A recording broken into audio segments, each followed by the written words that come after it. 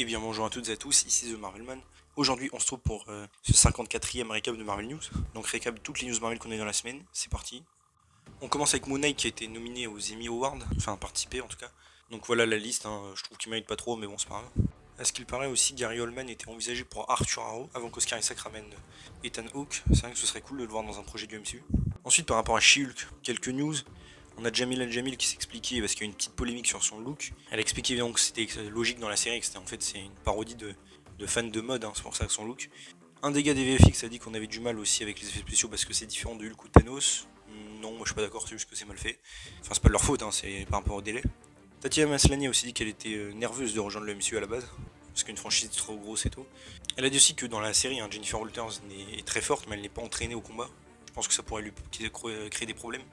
On verra. Josh Segarra aussi, qui joue dans la série, qui jouait dans Arrow, Prometheus, très bon méchant. Et l'acteur est très bien. Il jouera le personnage de August Pugliers, on verra. Ensuite, quelques rumeurs un peu en vrac. Tatiana sera déjà She-Hulk au début de la série. Elle aura déjà ses pouvoirs. Hulk apparaîtra dans l'épisode 1 et 8. Et le 8 nous montrera un peu l'origine story du personnage, donc sa première transformation et tout. D'ailleurs, ça devient une habitude que l'avant-dernier épisode d'une série Marvel nous montre le flashback et tout, mais bon. Comme j'ai dit, toujours la même formule. Et apparemment, c'est aussi dans l'épisode 8 qu'elle ira à un gala et tout. Et on a aussi une rumeur un peu moins fiable, mais j'en parle quand même, que Jason Segel apparaisse en tant que Ben Grimm, alias La Chose, dans la série. Alors honnêtement, j'y crois absolument pas, parce que ce serait pour moi bien trop tôt, c'est bizarre. À moins qu'il soit juste en Ben Grimm et pas encore transformé, peut-être. Une nouvelle rumeur dit aussi que Daredevil serait dans les épisodes 5, 6 et 7. Bon, j'y crois moyen à la base, la plupart des rumeurs disaient 2 épisodes, mais bon. Et justement, par rapport aux 4 Fantastiques, il y a eu des rumeurs que Steven Spielberg pourrait réaliser le film. Alors certains leakers disent oui, d'autres non. D'autres que apparemment Marvel par contre l'aurait contacté mais qu'il aurait refusé. Je pense plutôt à ces dernières options. On a aussi d'autres rumeurs pas très fiables par rapport au casting mais j'en parle quand même. Que pour la femme invisible on puisse avoir ils envisageraient Melissa Benoist qui jouait d'ailleurs Supergirl. Ou alors aussi Natalia Dyer qui jouait dans Stranger Things. Ouais bon surtout Melissa Benoist je pense qu'elle serait pas mal mais à voir. Et aussi d'autres rumeurs que Mister Fantastic soit joué par Penn Padgley. On verra. Une rumeur redit aussi qui cherche des acteurs fin vingtaine, mi-trentaine, et aucun acteur n'aurait signé, même si apparemment il y a des négociations. Par rapport à Hulk aussi, toujours un peu en lien, c'est les frères Russo qui ont expliqué qu'ils l'ont nerf dans Endgame, parce qu'ils ne savaient pas quoi faire de lui et qu'il était trop fort. Alors oui, c'est bien ce que j'avais dit dans ma vidéo sur Hulk, qui a fait le plus de vues d'ailleurs. Vraiment, c'est un désastre qu'ils ont fait avec Hulk. Ils savent pas exploiter sa force. D'ailleurs, j'ai remarqué que dans le MCU, c'est un peu une constante. Ils nerfent les personnages très forts, et ils boostent les personnages assez faibles. Je ferai d'ailleurs peut-être une vidéo un peu sur le sujet, ça pourrait être drôle. Et ils ont dit aussi par rapport à Endgame que Iron Man et Loki méritaient de mourir. Par rapport à Hawkeye aussi, pareil, nominé pour les Emmy Awards, pour 2 j'en mets la liste. Et on a des sources sûres, Variety, tout ça, que Kate Bishop reviendra bien sûr dans d'autres projets. Bon en même temps, je m'en doutais évidemment, mais bon, elle reviendra dans plusieurs projets. D'ailleurs la série n'est plus appelée série limitée, donc potentiel saison 2, ça me paraîtrait même assez crédible. Ensuite par rapport à la série sur Echo, on a Jesse James Keitel et Morningstar Angeline qui ont été castés dans la série. Peut-être les fameuses 2 tueuses de Wilson Fisk, on verra. Et ils cherchent aussi des figurants pour jouer du stickball dans la rue. De nouvelles rumeurs disent aussi que Charlie Cox n'aurait tourné que quelques jours. Alors bon, après il peut y avoir des reshoots, parce que si c'est que quelques jours, son rôle ne sera pas très important. Et aussi apparemment un des méchants sera un perso ressemblant à un chasseur sauvage et fou, qui forcera Echo à fuir la ville où elle était et à sortir. Aussi par rapport à Daredevil, bon je casse ça ici, c'est le fait qu'apparemment l'acteur de Foggy a déjà signé avec Marvel Studios pour revenir, et l'acteur de Karen pas encore, mais elle va signer. D'ailleurs c'est un peu étonnant puisque aux dernières nouvelles il y avait des rumeurs assez fortes qu'il soit dans Echo, donc peut-être juste un caméo on verra. Et pour la saison 4 ils sont forcément là. Un leaker redit aussi que donc Vanessa et Fisk de Daredevil apparaîtront dans la saison 4, ça peut être cool. Par rapport à Jessica Jones aussi, Kristen Ritter refait des photos avec l'acteur de Malcolm, son voisin. C'est la 2e fois je crois en une semaine. Est-ce que peut-être vu qu'elle va revenir est-ce que se portiser un potentiel retour? Je ne pense absolument pas, mais un petit caméo serait assez sympa quand même. L'actrice aussi continue de s'entraîner j'imagine pour le rôle. On va voir. Aussi un truc intéressant par rapport aux 10 anneaux et à Iron Fist, où je mixe un peu les deux, c'est qu'un leaker assez fiable a entendu parler qu'il y aurait apparemment une série sur l'histoire des 10 anneaux, qui sera en plus animée, assez intéressant. Et on sait que Marvel Studios prépare beaucoup de projets animés. Le personnage principal sera un guerrier chinois, qui serait le plus grand maître des arts martiaux du monde. Alors je suppose que ça c'est pour le mandarin. Il y aurait une société d'aliens secrète sur Terre qui envoie des espions dans le monde pour collecter des artefacts pour influencer l'humanité. Donc j'imagine les McLuhan qui dans les comics créent les anneaux. Peut-être qu'aussi ça peut avoir un lien avec les bracelets qu'il y avait dans Miss Marvel. Je sais pas, petite théorie. Et le truc que je trouve très intéressant, c'est qu'apparemment dans le 3ème épisode on aurait un invité, une apparition d'un personnage qui en fait est Waoshi. Alors vous allez me dire c'est qui? et bah c'est la première femme Iron Fist dans les comics, mais aussi dans le MCU, car ce personnage est déjà mentionné dans le MCU, dans Iron Fist saison 2, et en fait c'est une ancêtre de Colleen Wing, qui après est devenue la reine pirate et tout. Donc c'est vrai que la faire apparaître serait assez cohérent, très intéressant pour ramener le lore d'Iron Fist, et le continuer à l'exploiter. C'est un truc que j'aurais vraiment voulu voir dans Iron Fist, là, encore plus de lore sur Kunlun et tout. Et vu qu'il y avait même des rumeurs de liens entre Shang-Chi et Iron Fist, ça pourrait être logique de faire ça et ensuite dans le présent d'avoir Shang-Chi avec Danny Rand. Enfin bon, franchement, j'aime bien la rumeur, j'espère que ce sera vrai. Et peut-être une annonce au Comic Con du coup, vu qu'on parlait aussi d'animé. On verra. Et aussi par rapport à l'animation en général, il y aura apparemment encore 4 projets non annoncés parmi celui-là, et qui seront apparemment annoncés par Comic Con. Ensuite, pour Agent of Shield, bon même si ça, pareil, je le répète souvent, mais à chaque fois c'est une nouvelle rumeur, hein, c'est pour ça que je le dis. Encore une que Quake arrivera bientôt, dans un projet, reviendra. J'espère que ce sera vrai. D'ailleurs, d'autres leaks disent aussi qu'elle aurait déjà signé pour revenir. Je ne sais même plus en négociation, c'est signé carrément. Comme j'ai dit, moi je pense un caméo dans Secret Invasion. Aussi, truc intéressant, c'est l'acteur de Fitz qui a parlé sur un éventuel retour. Il a dit qu'il voudrait pas trop car il a une bonne fin avec Simmons et qu'il aimerait pas qu'il y ait un problème dans leur happy ending. Et que même qu'ils aient une vie loin du Shield, c'est bon pour les personnages. Je suis assez d'accord avec lui, même si un petit caméo serait cool. Juste pas un gros rôle quoi. Par exemple, dans la série Secret Warriors, avec Quake si ça arrive, pourquoi pas un petit caméo, genre il donne un gadget ou un truc comme ça, voilà. Et d'ailleurs, à propos du canon, il a parlé aussi, disant qu'il avait même pas compris pourquoi il y avait un débat, puisque la série commence avec Coulson qui revient d'Avengers 1. Ce qui est totalement vrai, ce qui montre un peu la débilité des propos, des médias en général. Aussi, l'acteur de Deathstroke redit qu'il veut revenir dans Armor Wars, il y avait déjà eu des rumeurs, ce serait cool. Par rapport à Agent Carter, aussi un truc assez amusant, c'est qu'au Disneyland Paris, au truc Avengers, on a donc le bureau de l'agent Carter en décor. Et il y a énormément d'historiques évidemment au MCU, mais aussi à la saison 1 d'Agent Carter, qui fait évidemment partie du MCU, je le redis à chaque fois, mais ça me fait marrer, que même Disney, dans leur parc, rappelle que ces séries font partie du MCU. Par rapport à Cloak and Dagger aussi, la série commence à arriver sur Disney Plus en Europe, et quitte Amazon Prime où elle était. Donc une arrivée prochaine en France va arriver, je pense. Et on aura tout le MCU sur Disney Plus, il me semble qu'il manquera rien. Par rapport à Wonder Man aussi, il y avait des rumeurs que Ryan Gosling interprète le rôle. On verra bien sûr si c'est vrai, on reparle de lui plus tard dans la vidéo. Par rapport à Eternals 2 aussi, finalement il paraît que ce serait sur la bonne voie, mais qu'il y a eu pas mal de difficultés de production, et que c'était plus dur à faire qu'un film Marvel moyen. J'imagine aussi le fait d'avoir tourné beaucoup en extérieur. Et apparemment beaucoup de gens chez Marvel ne veulent pas revivre ça, j'imagine les producteurs. Et donc par rapport à Chloé Zhao, apparemment elle sera soit fortement restreinte, en gros c'est un film classique du MCU avec juste elle derrière, voire pas du tout qu'elle revienne. Donc évidemment cette nouvelle me réjouit absolument pas. J'ai beaucoup aimé Eternals, en partie grâce à Chloé Zhao je pense, et le fait qu'elle est tournée en extérieur, donc si c'est pour redevenir un truc lambda du MCU, non merci. Par rapport à Black Panther Wakanda Forever, on a eu de nouveaux visuels, et aussi un leak du script apparemment. Je vous le mets à l'écran si vous voulez le lire ou pas, comme vous voulez. Vous pouvez mettre sur pause. L'acteur de Wakabi aussi a confirmé qu'il ne serait finalement pas dans le film alors qu'il y avait des trucs qui disaient qu'il était dedans. Peut-être qu'il a été coupé, j'en sais rien. Et alors là, potentiel spoiler, je préviens, passez au truc d'après si vous voulez pas être spoilé. On aurait eu apparemment un concept art d'un look un peu prévisualisation de la scène post-crédit avec le docteur Fatalis. Alors à voir évidemment si c'est complètement vrai. On a vu des trucs comme ça pour Doctor Strange 2 avec le Profix et Wanda qui sont avérés vrais. Ouais, le design je le trouve sympathique mais sans plus. À voir évidemment si ce sera vrai. Il y aura apparemment aussi un mutant dans le film, donc j'imagine Namor, puisqu'il est en comics, mais apparemment ce sera compliqué dans le film, ce sera mal expliqué. Et aussi on a l'actrice de Okoye qui a parlé à propos des rumeurs de sa série solo en disant qu'elle ne dirait rien, qu'elle garde le silence. Mais du coup je pense que ça va arriver. Pour Ironheart aussi on a eu une petite photo de tournage. Et on a l'acteur Hayden N. Reich qui a joué donc dans Solo, qui rejoint le casting dans un rôle clé. Je l'imagine bien en fils d'Obadiah Stane, à voir. Et aussi on a un restaurant américain White Castle qui va être construit juste pour la série. On a aussi Zoé Terakes qui a été castée dans un rôle inconnu, on verra. Et Anthony Ramos qui dans la série a dit que le premier jour de tournage était ouf, qui s'est bien amusé. Par rapport à Captain America 4 aussi, je mets un peu tout ça dans le même sac. On a un poster même leaké pour la Comic Con. On peut voir donc Captain avec Bucky et Sharon Carter qui a un nouveau costume blanc. Alors ça rappelle les concept art de la série Falcon and the Winter Soldier. Est-ce que c'est vraiment pour dire qu'elle aura un nouveau costume peut-être dans le film ou quoi? J'en sais rien. Et on a eu aussi d'autres concept art par rapport à la série justement, avec le costume de Sam en Captain, donc avec des ailes différentes, etc. Par rapport à Thor Love and Thunder, donc quelques news, je vais spoiler un petit peu, je préviens, donc si vous n'avez pas eu le film passé. D'ailleurs par rapport à Thor Love and Thunder, j'ai fait une petite vidéo, analyse, explication, théorie, si vous voulez voir. Donc Taika Waititi a dit que lui et Chris Hemsworth étaient surpris de voir à la fin que Thor reviendra, le message. Ce qui montre d'ailleurs que Waititi n'était pas vraiment investi dans le montage du film. Et il veut bien faire un 5ème film ici avec Chris Hemsworth, mais il ne veut pas faire un film d'action, juste un road trip avec Thor. Alors bon, personnellement, j'espère vraiment que Waititi ne reviendra pas pour un 5ème film et qu'on peut enfin repartir sur des basses scènes. Il a aussi dit que c'était Kevin Feige qui avait eu l'idée de caster Brest Goldstein dans le rôle d'Hercule. Il a aussi dit que le cri des chèvres était inspiré d'une musique de Taylor Swift. Il a dit que les scènes avec le grand maître Eitri et Lena Headey n'étaient pas assez bonnes et c'est pour ça qu'il les a enlevées et qu'on ne les verrait jamais. En vrai, j'aimerais quand même qu'on les voit un jour, mais bon. Et c'est Marvel Studios qui a imposé le film qui fasse 2 heures pile, pas au-dessus, sans doute pour gratter plus de place au cinéma. On a aussi Taika Waititi et Tessa Thompson dans une vidéo qui se moque un peu des gens qui râlent des VFX de Marvel, alors que je trouve ça un peu indécent vu une polémique qui est sortie. On en reparle à la fin de la vidéo.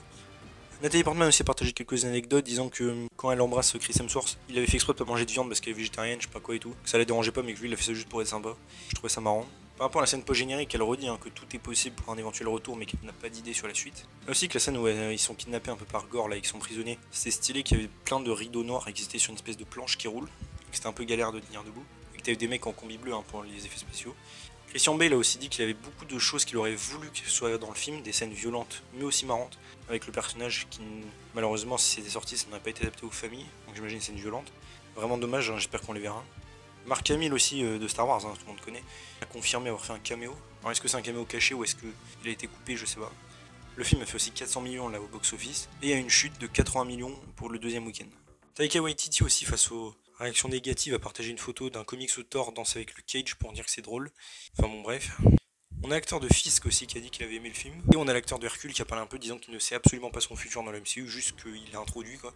Et aussi il n'avait pas pu dire à ses parents qu'il était dans le film et du coup il leur a dit d'aller voir Thor, d'habitude il regarde pas trop ça. Et du coup ils ont été assez surpris, assez cool.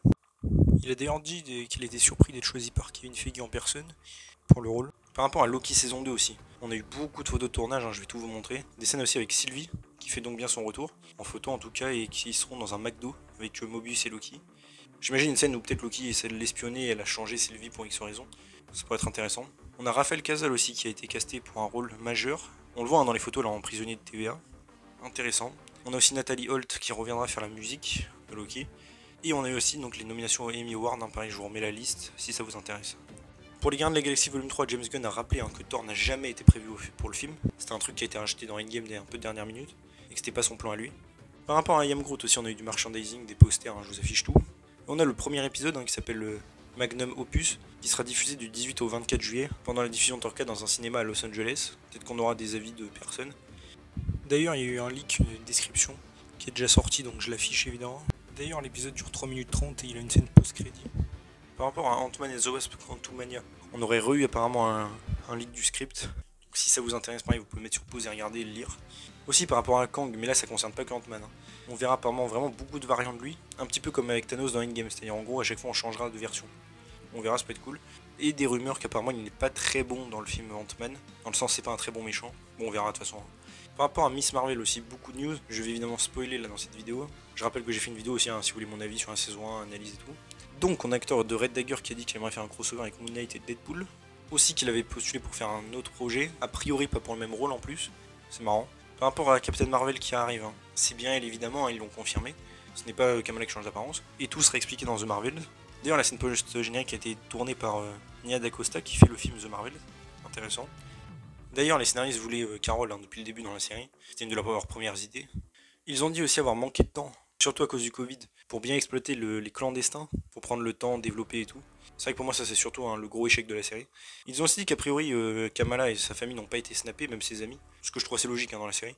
Et surtout par rapport à la dynamique de la famille, ils ont pas l'air d'avoir été chamboulés. Mais truc intéressant, c'est quand les scénaristes ont demandé à Kevin Feige, il n'a pas voulu leur répondre. Il a dit non, vous occupez pas de ça, ne posez pas de questions sur d'autres projets. Et c'est vrai que pour moi ça c'est un des petits problèmes, surtout de la phase 4, c'est que chaque projet est un peu indépendant, pour donner plus de liberté créative, ça je suis d'accord. Mais du coup il y a pas mal de retcon et d'incohérences qui sont arrivés. Et ce qui me tue, c'est que c'est même pas genre, ils font pas attention par exemple aux anciennes séries MCU comme Agent Fil ou quoi, non, c'est ils font pas attention à tous les projets même actuels. C'est assez bizarre. Marvel, donc ils ont dit, voulait faire en sorte que Kamala soit la seule à pouvoir utiliser le bracelet dans sa famille, et c'est pour ça qu'elle est mutante. Oui, non, mais dans ce cas-là, encore une fois, le fait qu'elle soit inhumaine aurait bien mieux marché, je trouve, puisque ça débloque justement un pouvoir. D'ailleurs, un des scénaristes a dit, par rapport à la déception des fans, que dans le multivers, il y avait une version de Kamala sans doute qui est inhumaine. Oui, non, mais merci, on le sait. D'ailleurs, je rappelle qu'en comics, ils voulaient à la base qu'elle soit une mutante, donc ils se sont un peu rattrapés dans la série techniquement. Même si je trouve ça juste dommage pour en avoir fait une inhumaine, comme tout le monde connaît, mais bon. Ils ont aussi dit que son pouvoir d'ailleurs était inspiré du X-Men Armor, donc il fait une espèce d'armure. D'ailleurs, je trouve ça assez marrant que déjà 2 fois la musique X-Men des années 90. Enfin bon, j'ai l'impression que ça fait un peu Marvel qui se repose de ouf sur ce qui a été fait avant. Faudrait qu'il crée un nouveau thème peut-être pour l'occasion, pour le MCU. Comme la Fox avait fait, qui était très bien d'ailleurs. D'ailleurs, Iman Vellani qui a répondu à beaucoup de questions, bon certaines plus intéressantes que d'autres, vous pouvez aller voir, c'était sur Reddit et tout. Mais elle a dit un truc assez intéressant par rapport donc au bracelet et le fait qu'elle soit mutante. C'est sa théorie, je précise bien, c'est parce que les scénaristes ont dit qu'en gros le bracelet active le gène X qui est en elle, et c'est ça qui la lie à la dimension, Nour, et que Cameron n'est pas un mutant du tout. il a reçu le pouvoir grâce à sa mère et tout. C'est vrai que c'est une théorie qui me paraît la plus logique possible. Et c'est vrai que je me suis redit après m'avoir fait ma vidéo, Kamala est quand même encore assez jeune, elle a quoi 16 ans. Peut-être que ses pouvoirs du mutant peuvent arriver vers 17-18 ans, on va dire naturel. Hein. L'actrice d'ailleurs a dit qu'elle était très contente de cette révélation et qu'ils ont galéré à faire la scène parce que tout le monde était excité et tout sur le tournage. Elle a dit aussi vouloir une saison 2 où on la voit après The Marvels, après avoir justement fait équipe avec son héroïne et tout, rentrer chez elle et revenir à son quotidien, c'est vrai que ça pourrait être cool. Elle a redit hein, d'ailleurs c'était saison finale, pas series finale, donc ça retise une saison 2.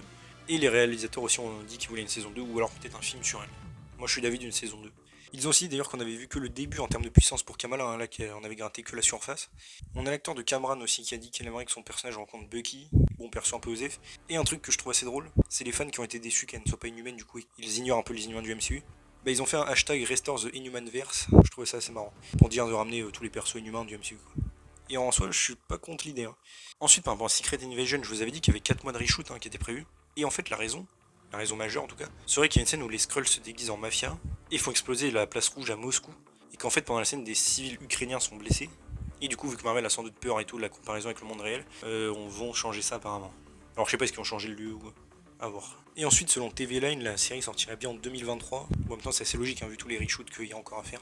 Ensuite pour The Marvels aussi on aurait une description du costume de Monica Rambeau. Apparemment ce serait une espèce de couverture un peu ondulée qui se transforme en sorte d'aile sous ses bras. Mais c'est translucide, c'est un effet grâce à ses pouvoirs. Son symbole aussi sur la poitrine apparemment serait un peu minimaliste, et elle n'aura pas de masque. Bon, c'est hâte de voir ça en action. Rumeur aussi d'une scène d'un vaisseau qui attaque des humains et il y a aussi des Skrulls. Je suppose que c'est des cris qui attaquent. Et apparemment il y aura plein de Flerken qui vont avaler plein de gens, du coup les gens ont paniqué. En fait non, ce sera pour les téléporter et les mettre à l'abri. Intéressant. Et apparemment les cris dans l'histoire voudraient bien mettre la main sur le bracelet de Kamala. Ça me paraît assez logique, tout va être lié je pense. Aussi, autre détail dans le film, c'est Carol et la méchante apparemment seront en mode chasse, il sera con pendant le film. Ce sera assez marrant. Pendant un tiers du film, apparemment aussi, les 3 héroïnes iront sur une planète où les gens chantent au lieu de parler. Et en fait, Carol est mariée au mec qui dirige la planète. Et ils auront leur nouveau costume là-bas. Pour What If aussi, il y a une nomination pour les Emmy Awards. Je vous remets la liste, hein, dont un pour Chadwick Boseman à titre posthume. Apparemment, il y aura au moins 9 épisodes minimum en saison 2. Ça me paraît assez logique. Plus un qui était censé dans la saison 1, celui avec Gamora. Par rapport à Agatha House of Harkness aussi, on a une rumeur un peu pas archi fiable qui dit que Hunter Schafer pourrait jouer la sorcière Jennifer Kale, hein, qui sera apparemment dans la série. Par rapport à Doctor Strange Multiverse of Madness, on a un avocat de Marvel qui avait dit qu'à l'époque, un Joaquin Phoenix qui était envisagé pour le rôle était allé très très loin dans la négociation, plus que d'autres rôles comme Emily Blunt ou Tom Cruise à l'époque. Ça aurait été marrant en vrai de le voir en Doctor Strange, même de le voir en variant, ça aurait été marrant. Selon le scénariste aussi, le truc pour voir la mémoire, vous savez dans le film, pour revivre les souvenirs, en fait c'est un truc que les Illuminati font pour un peu maintenir comme un état policier. Comme ça on sait tous que tout le monde fait et du coup pour prouver les crimes c'est facile. Aussi, on peut remarquer que la scène où Doctor Strange trouve le cadavre de Defender Strange, c'est une scène qui a été reshootée aussi. On peut voir que le fond, hein, le sol n'est pas du tout pareil, car en fait à la base America Chavez devait atterrir dans une ruelle et pas sur un toit. Mais le studio voulait la vue sur New York, donc c'est pour ça qu'ils ont reshoot. On a aussi un concept art hein, du combat en musique, assez stylé. On a aussi Elizabeth Olsen qui a montré en vidéo qu'elle regardait le film pour la première fois, c'est assez cool. Et on a appris que les Illuminati, enfin leur scène, hein, les acteurs, avaient tourné à Londres à la base, je crois, dans un musée, et les reshoots à Los Angeles. Ensuite, par rapport à Spider-Man No Way Home, on commence enfin à avoir vraiment du merchandising pour Tobey Maguire et Andrew Garfield. J'ai envie de dire, il était temps quand même, sans doute pour la ressortie en salle. J'espère enfin avoir un poster avec les trois. On peut d'ailleurs remarquer que sur la figurine de Tobey, ils sont bien inspirés du costume de Spider-Man 3, hein, car dans No Way Home, ils ont complètement foiré le design. Il y a aussi le calendrier des sorties pour le reste du monde, j'affiche, pour la version longue. Aussi pour la série animée Spider-Man Freshman Years. Tom Holland ne fera pas la voix, du coup j'imagine celui de What If. Ensuite par rapport à Avengers 5, hein, qui serait Secret Wars apparemment, les frères Russo ont un petit peu parlé. A la base ils avaient dit qu'ils aimeraient bien revenir pour faire ça, hein. Mais là ils ont un peu changé d'avis on dirait. Ils disent que ce serait plus grand et plus ambitieux qu'Infinity War Endgame. Mais que vu la difficulté d'avoir fait ces 2 films, ils aimeraient pas faire par exemple 2 films Secret Wars encore plus difficiles à faire. D'ailleurs ça pourrait être qu'il y ait un film en 2 parties pour Secret Wars, ce serait cool. Ils ont aussi dit que Marvel devrait faire plus de diversité en termes de style, genre aventure, exploration, expérimentation. Et aussi que Marvel faisait trop de projets à l'heure actuelle, je suis assez d'accord. Sinon ils ont aussi dit de ne pas avoir de négociations hein, pour Secret Wars. Personnellement je pense qu'ils mentent mais à voir. Et ils ont aussi dit qu'à la base Avengers Endgame faisait 3h40, avec les scènes coupées. Après c'est normal, hein, tous les films sont plus longs. Et aussi que pour Civil War, la bataille de l'aéroport, il y avait énormément de scènes qui ont été enlevées. Je me rappelle qu'il y en a certaines qu'on voyait en bande-annonce. Par rapport à Madame Web aussi, ils ont bien commencé le tournage. On peut voir des photos en fait à Boston, mais qui est censé être New York. Un truc début année 2000, hein, avant 2003. Assez intéressant, peut-être un flashback. Et ils vont tourner à Boston pendant 3 mois. Et après ils iront à New York et au Mexique. Ils cherchent aussi des figurants pour jouer des pompiers et des policiers. Sydney Sweeney a aussi dit que c'était super cool, qu'elle peut rien dire, c'est amusant et tout, et il y a beaucoup d'entraînement pour le rôle. Et on a Adam Scott qui a été casté pour un rôle inconnu. Aussi, le film bouge du 7 juillet 2023 au 6 octobre 2023. D'ailleurs, par rapport au Sonyverse en général, on avait un film daté pour le 23 juin 2023 qui a été enlevé du planning. À voir. Par rapport au Thunderbolt, enfin je mets ça dans cette catégorie, c'est l'acteur de US Agent qui a dit qu'il a hâte de voir ce que son perso va faire. Est-ce qu'il va continuer comme il est actuellement, faire une thérapie peut-être? C'est vrai que ce serait cool à voir. Pour Deadpool 3 aussi, les scénaristes redisent que Marvel leur a laissé carte un peu blanche et laissé faire ce qu'ils veulent. Par rapport à Wolverine aussi, je trouvais ça marrant, il y a une nouvelle figurine de Days of Future Past qui est sortie. Après tout ce temps, ça c'est marrant. Voilà. Par rapport aux X-Men aussi. Alors des rumeurs qu'ils annoncent un truc à la Comic Con, bon ça c'est assez logique, hein, ils avaient parlé qu'il y avait un film sur les mutants déjà à l'époque. Et ça même si c'est beaucoup moins fiable, j'en parle quand même. Rumeur que Giancarlo Esposito joue le Professeur X et Glenn Powell en Cyclope. Mais franchement ça j'y crois pas. Par rapport à Nova aussi, hein, il y avait des rumeurs que Ryan Gosling joue le rôle, il a dit qu'il ne le jouerait pas. Il peut évidemment mentir, mais je vous le dis. Et d'ailleurs toujours avec lui, par rapport à Ghost Rider, Ryan Gosling a dit qu'il aimerait beaucoup jouer le personnage, mais que sinon en général il voulait vraiment un rôle chez Marvel. Pour le coup je le vois vraiment pas en Johnny Blaze, plus en Nova du coup. Pour Werewolf by Night, apparemment, on aura un aperçu à la Comic Con. Ça pourrait être assez cool, enfin une annonce d'ailleurs. Le projet officiellement n'existe pas chez Marvel. Il y avait des rumeurs d'une possible date de sortie le 7 octobre 2022. Ce sera assez logique. Et aussi des rumeurs qu'apparemment, d'après des leakers, ce sera un truc très drôle. Alors oui, il y a encore de l'humour dans un truc du MCU. Vu que c'est un truc d'Halloween, je pensais naïvement que ce serait un truc un peu d'horreur. Et apparemment, le projet va un peu diviser les fans. À voir. Aussi, apparemment, on a eu un leak complet de l'intrigue. Évidemment, c'est pas sûr que ce soit vrai, je vous l'affiche, si ça vous intéresse. Et apparemment, il y aurait deux versions. Dont une en noir et blanc, une en couleur. Et apparemment Marvel voudrait la sortir en noir et blanc. Alors j'ai envie de dire pourquoi pas. C'est dans le thème un peu Halloween, après il pourrait sortir les deux au pire. D'ailleurs aussi par rapport à la Comic Con, il y avait pas mal là de soi-disant leaks qui étaient sortis. Enfin bon, moi en lisant ça j'ai tout de suite vu que c'était faux. Mais beaucoup de gens y ont cru et en fait ça a été débunké par énormément de leakers fiables. Par rapport aussi à de nouveaux acteurs dans le MCU, on a des rumeurs que Dakota Fanning, il y a des rumeurs qu'elle joue la femme invisible. Ryan Gosling, bon lui ce qui est sûr. Jason Statham et Keanu Reeves rejoignent donc le MCU. D'ailleurs, la directrice de casting de Marvel Studios a parlé un peu, disant qu'elle a bien les fancasts des fans, que évidemment elle aime bien faire plaisir, mais que du coup ils le font pas tout le temps, ce qui est logique. Et aussi que des fois pour certaines auditions, les acteurs ne savent pas pour quel rôle ils vont participer pour garder le secret et tout, si c'est un rôle important. Je trouve ça assez intéressant. Aussi, toujours en acteur, il y a Mozin Gran de la série Obi-Wan, et Lee Jung-jae de Squid Games, qui apparemment auront un rôle inconnu dans le MCU. Ensuite, par rapport à la phase 4 en général, un des producteurs a dit que le thème de la phase, c'était la culpabilité et les conséquences. C'est vrai que c'est un peu ce qu'on a vu. Et d'ailleurs, truc assez drôle, c'est que No Way Home, Venom 2 et Eternals étaient les 3 films les plus demandés en streaming. Intéressant.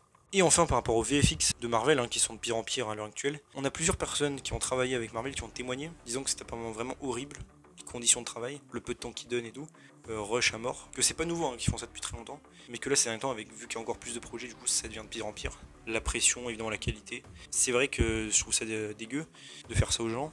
Évidemment apparemment aussi mal payé. Et vraiment Marvel, il faut qu'ils se calment, qu'ils prennent leur temps pour faire les projets. Parce que pour les gens qui travaillent c'est dégueu. Et pour les spectateurs ça nous détruit l'œil. Donc autant prendre son temps et faire un truc bien. Et moins de projets aussi. Et voilà, c'est tout pour ce 54e récap de Marvel News. J'espère que ça vous a plu. Si c'est le cas, n'hésitez pas à vous abonner, liker, commenter, partager, activer la cloche. À me suivre sur mes réseaux sociaux et mon Discord, vous avez les liens en description. Et on se retrouve bientôt pour une nouvelle vidéo. Salut tout le monde.